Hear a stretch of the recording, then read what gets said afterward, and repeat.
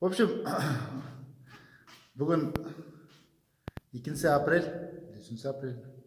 Аты беретін подвалда.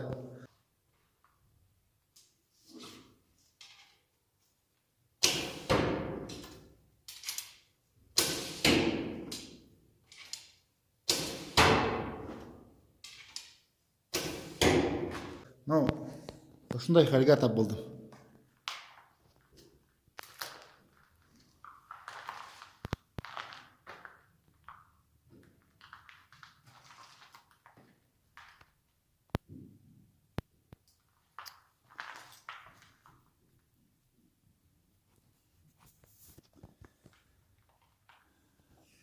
Рушан ағай өткен сәші ұқтарды ішлеп алдым.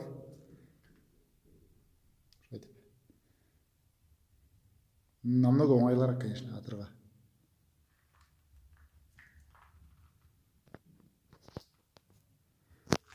Ең хәйет ұғымдың нәмәһен теге артына барып элеккен.